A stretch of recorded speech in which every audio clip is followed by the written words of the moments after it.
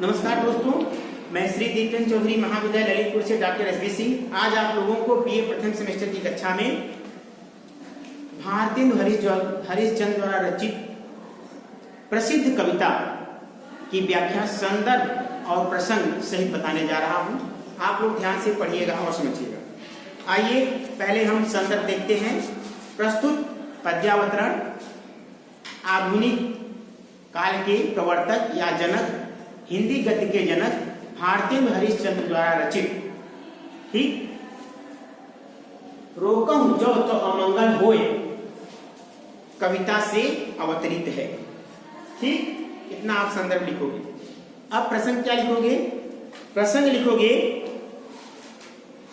यहां पर भारतेंदु हरिश्चंद्र जी ने अपने कर्तव्य के मार्ग पर जाते हुए पति के लिए पत्नी के मन में कैसा अंतर्द्वंद, मानसिक अंतर्द्वंद या हृदय रूपी अंतर्द्वंद चलता है, यदि जाने से रोक लिया जाए तो देश का अमंगल होगा। ठीक, मतलब राष्ट्र प्रेम की बात कर रहे हैं। ठीक, देश का अमंगल होगा और जाने के लिए कहने से हृदय के टुकड़े टुकड़े हो जाते हैं। ठीक है ना? ऐसी परिस्थिति में एक विरहिणी नायिका, एक विरहिणी प्रियतमा अपने प्रियतम को देश प्रेम के कर्तव्यों से जाने के लिए नहीं रोक पाती, लेकिन उसका जो अंतर्द्वंद, हृदय का जो अंतर्द्वंद है, वह भी जाने के लिए नहीं कह सकता। ठीक है ना? यही कहती है कि ऐसी परिस्थिति में, ऐसी विषम परिस्थिति में अब मैं क्या करूं? ठीक, यह मेरे समझ में नहीं आता। ठीक, इसी प्रसंग का उदाहरण इस कविता में दिया गया है। ठीक है ना? आइए व्याख्या देखते हैं।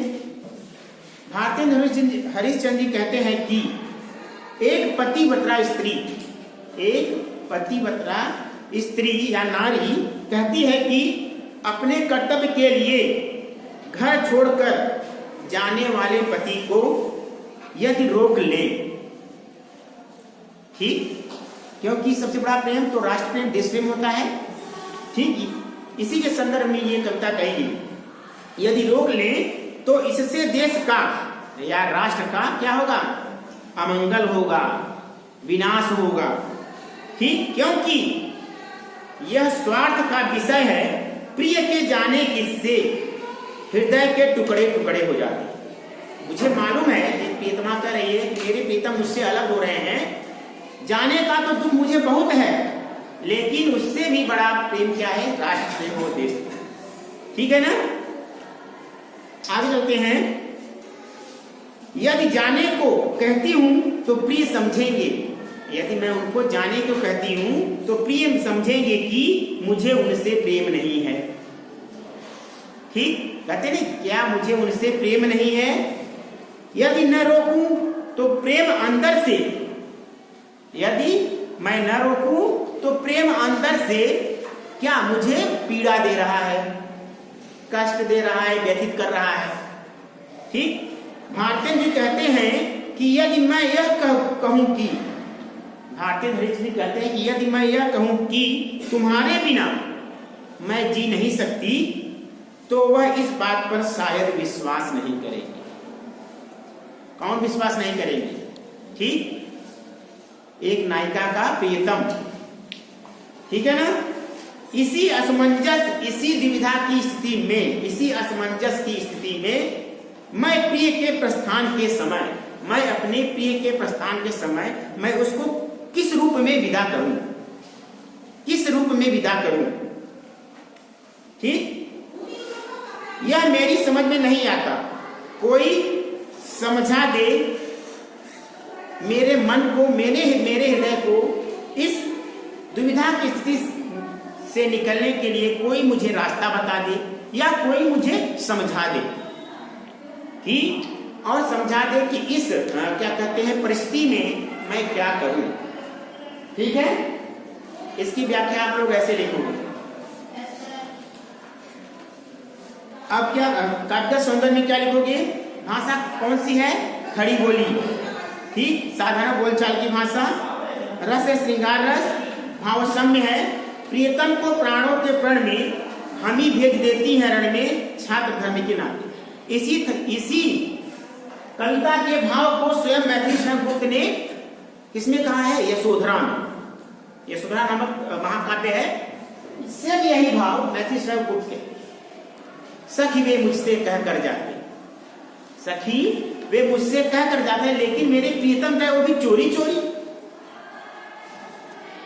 यही बड़ा व्यापार है, क्योंकि गौतम बुद्ध जब उनको ज्ञान प्राप्त करने गए थे तो क्या करे थे? 12 बजे रात निकल दिए थे, पत्नी को सोते हुए और पुत्र को सोता हुआ छोड़कर निकल गए ज्ञान प्राप्त। तो यही मैथिली शरणागत ने कहा है कि सखी वे मुझसे कह कर जाते, हे सखी अगर मुझसे एक बार बता के जाते तो मुझे इतना पीड़ा नहीं होती, लेकिन चोरी चोरी गए।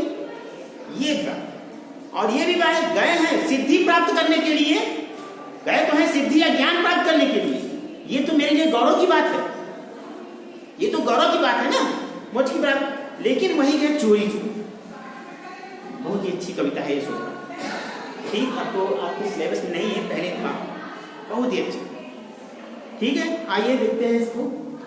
ब्रज की लता कथा मोय कीजय, गोपी पद पंकज पावन कीरत, जामय सिर भीजय, आवत जात को निधि गलियन रूप सुधा नित कीजय, श्री राधे राधे मुख यह बर हरिचंद्र कौ दीजय। ठीक है ना। अब आइए, प्रसंग मैंने आपको बता ही दिया है कि प्रस्तुत पद्यावतरण हिंदी गद्य के जनक या आधुनिक काल के प्रवर्तक, ठीक है ना, भारतेंदु हरिश्चंद्र द्वारा रचित ब्रज की लता पता मोय कीजय, ठीक, कविता से अवतरित है। ठीक है ना। अब इसमें प्रसंग क्या लिखोगे? कवि कहता है कि कृष्ण के प्रेम में ब्रज बाला, ब्रज की सारी गोपियां ग्वालिनियां, ठीक, राधा और सारी प्रकृति, जितने भी जड़ और चेतन है, सारी प्रकृति उनके प्रेम में, उनके प्रेम के वियोग में डूबी हुई है, उनके प्रेम के वियोग में डूबी हुई है। कृष्ण के चरणों की धूल यदि मिल जाए तो क्या हो जाए? जीवन धन्य हो जाए, सार्थक हो जाए और मुझे मोक्ष मिल जाए, ठीक, अर्थात कल्याण हो जाए। अब यही प्रसंग है इस कविता का। आइए व्याख्या देखते हैं। कवि कहते हैं कि, यानी भारतेंदु हरिश्चंद्र कहते हैं कि ब्रज जाकर कृष्ण का पता ठिकाना तो वहां की लताओं से ही मिल जाता है। आप लोग वृंदावन गए हो तो देखो कितना मनोरम दृश्य रहता है, प्राकृतिक दृश्य, लगता है कि वास्तव में यहाँ स्वयं श्री कृष्ण भगवान विद्यमान है, ऐसा भक्तिमय वातावरण हो जाता है। ठीक है ना। तो कहते हैं कि ब्रज जाकर कृष्ण का पता ठिकाना तो वहां की लताओं से ही मिल जाता है। ब्रज की लताएं मुझे भी श्री कृष्ण का पता बता दो। कहते हैं कि हे लताएं, हे पुरस्पतियों, कि मुझे भी जरा कृष्ण का पता बता दो। ठीक है ना। जिनके चरणों की धूल, जिनके चरणों की रज या धूल यदि मैं मस्तक पर लगा लूं, यदि मैं अपने हृदय पर या मस्तक पर लगा लूं, तो मैं उनके प्रेम रूपी रस में भीग जाऊं, अर्थात डूब जाऊं। ठीक, ऐसे चरण जो कमल के समान, ऐसे चरण जो कमलवत सुंदर हैं, कमल के समान सुंदर हैं। ठीक, ब्रज में रहने वाले इतने भाग्यशाली हैं। वास्तव में ब्रजवासी तो भाग्यशाली हैं ही, भाग्यशाली हैं जो प्रेम और कृष्ण के दर्शन का अमृत, प्रेम और श्री कृष्ण के दर्शन का अमृत रोज प्रतिदिन पीते हैं, प्रतिदिन पाते हैं। ठीक। अब हरिश्चंद्र जी कहते हैं कि, कवि कहता है कि काश मेरा मुख भी राधा के समान होता। राधा के समान होता कौन? उपमालंकार, क्योंकि हरि मुख की तुलना राधा के मुख से की गई, उपमालंकार। ठीक है ना, ठीक है ना। मेरा मुख भी राधा के समान होता तो मुझे भी श्री कृष्ण को देखने का सौभाग्य मिल जाता, मुझे भी श्री कृष्ण को देखने का सौभाग्य मिल जाता। हे ईश्वर, अब ऐसी वंदना कर रहे हैं, किसकी? राधा जी की स्तुति कर रहे हैं, ठीक है, कि हे ईश्वर, हे राधा जी, हे राधा रानी, हे प्रकृति रूपी राधा रानी, मुझे अगले जन्म में राधा के समान होने का वर दे दीजिए, अर्थात वरदान दे दीजिए, जिससे मेरा जीवन धन्य हो जाए और मैं इस संसार के आवागमन के बंधनों से मुक्त हो जाऊं। ठीक है ना? समझ में आ गया आप लोगों को? ठीक है, आज के लिए इतना ही। उम्मीद करता हूं कि मैंने आपको जो भारतीय हरिश्चंद्र द्वारा रचित प्रसिद्ध कविता की व्याख्या संदर्भ सहित और प्रसंग सहित बताई, वह आपको अच्छी तरह से समझ में आ गई होगी। बहुत बहुत धन्यवाद।